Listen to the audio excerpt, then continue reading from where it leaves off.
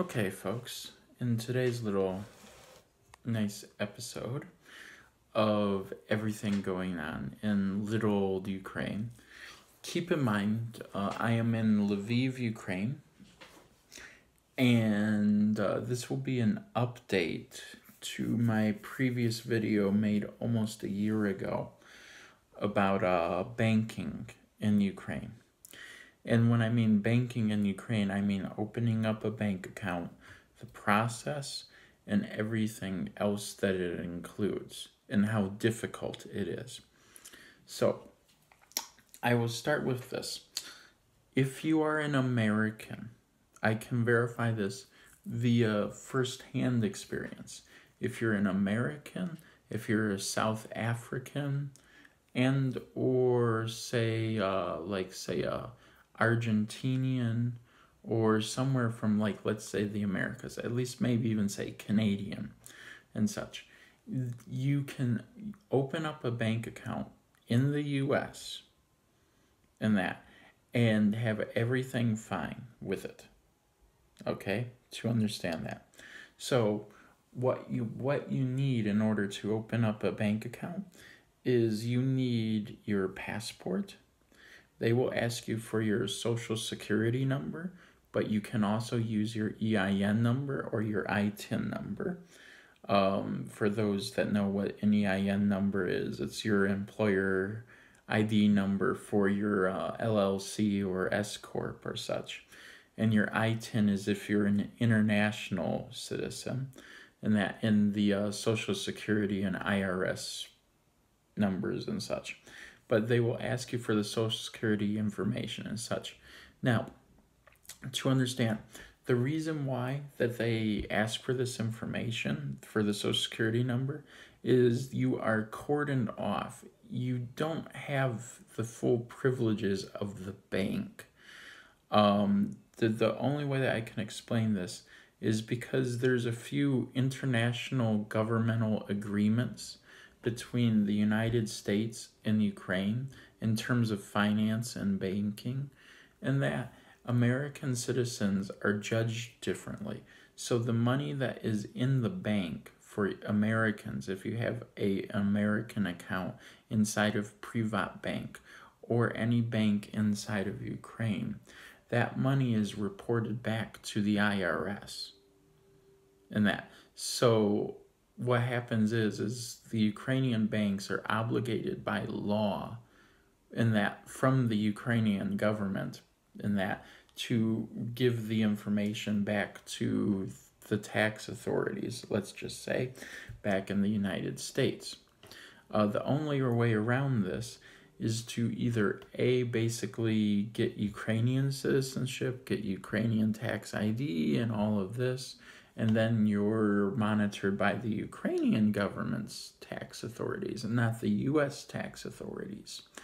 But regardless of this in general,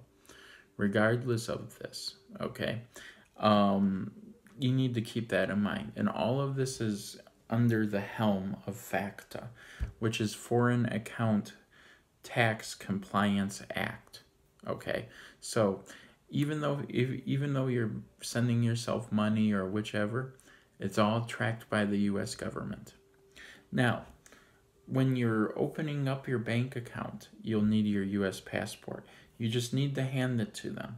What they will do next is they will take a picture of it. They will open up an account. You'll sign some little lines on an iPad, and that with your name and check a box and all of this. And they'll tell you what to check and sign. And then they'll take a picture of you with your Privat card, which they'll do something like this. And they'll go like, okay. And they'll take a picture with the iPad that you have the picture.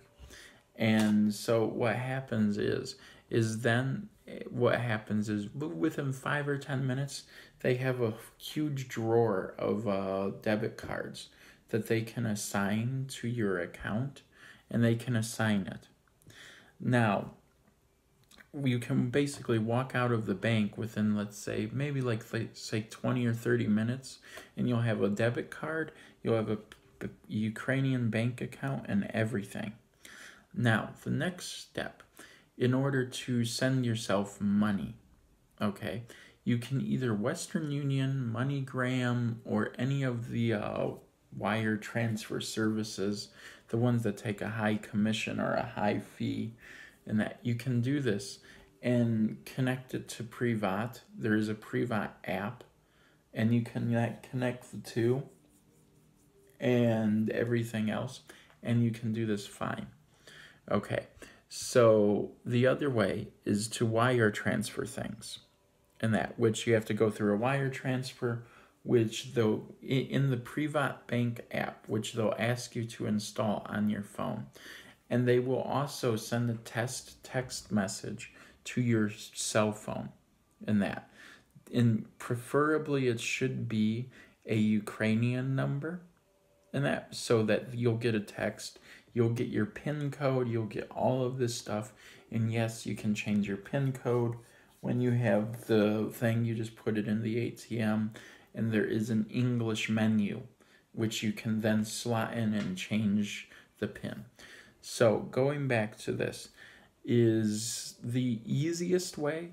If you know your bank, if your bank knows you, if it's a small local bank, or even if it's a bigger bank, if your bank knows who you are in general, and that they will basically be fine with you sending money to yourself.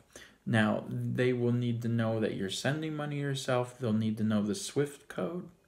They will need to know your IBAN number and the address of Privat Bank and such. All of this is in the Privat Bank app, and that all of it is there. It's in a tab. In English, it's called Requisites, and that, which is like required information, but they call it Requisites, and that until they change that menu. So what happens is from there, you can wire money to yourself. Now, depending on the time of day and when you get it done and everything else, all of these things, depending on all of these things, and that you will basically need to, how do I want to put this? You will need to like either wait a whole business day on the Ukrainian side, or you will be only waiting maybe 2 hours at most, at least maybe 2 hours. And that's how it works on one side of the coin, is that way.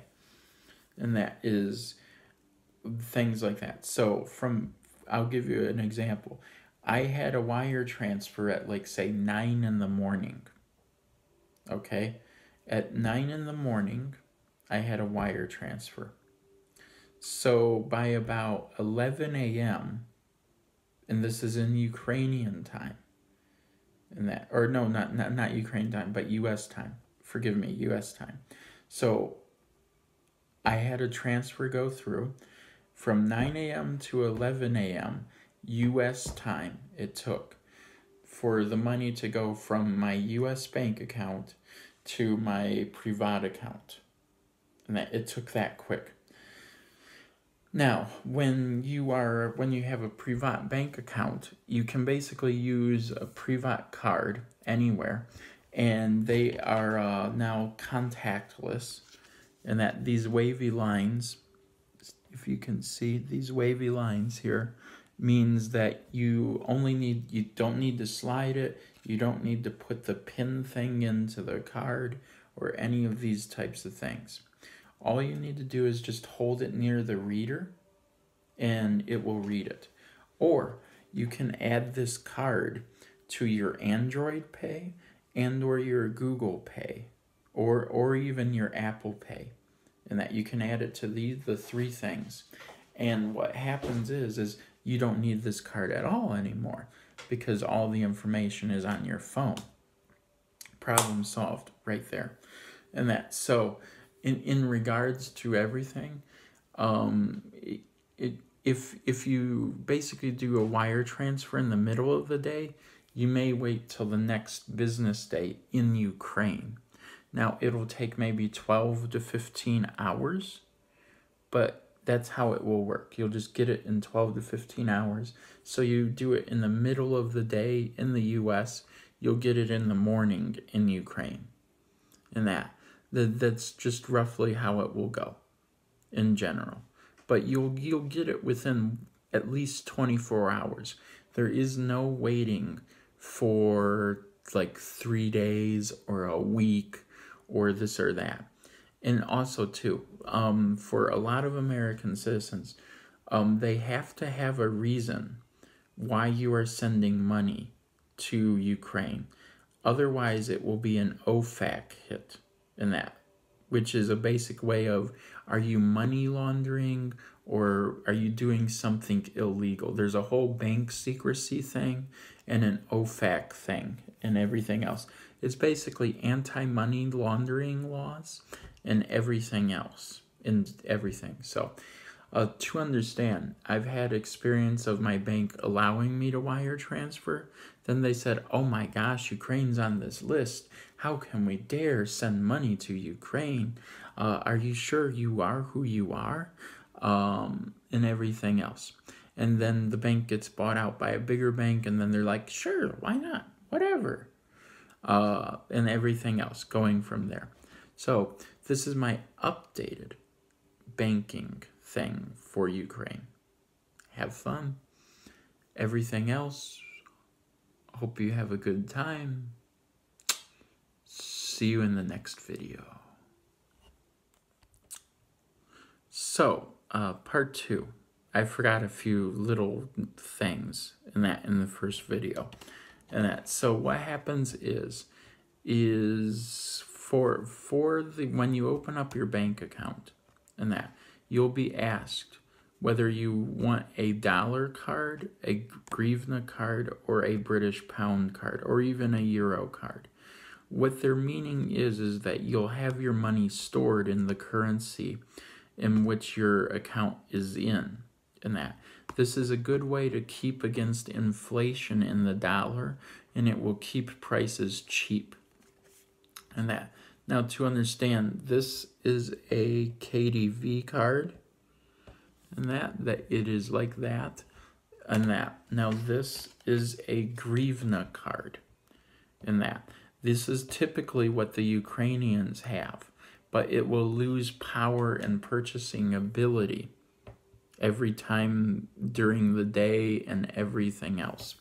So to understand in general, in a huge general sense, is that it's better to have your account in a foreign currency than in the local currency. It's basically a hedge against inflation. So one day you might spend this in Uber, and then another day you'll spend even less in Uber, even if it's the same price in hryvnia and So you need to keep that in mind if you have a Privat card. Now, also, for this, when you have a Privat bank app, you can send money to people in Ukraine. You only need their card number. You do not need anything else. However, because of the bank secrecy laws and all this stuff with the U.S. government, no one can send you money unless you are a permanent resident. You are a Ukrainian citizen or a permanent resident. So they have laws against foreigners. They do not want the foreigners to have too much power and too much flexibility in general. That's just the way it is in a broad side general. They do not want them to have too much power, too much ability. And that's all I can say about that, and within general siding of everything.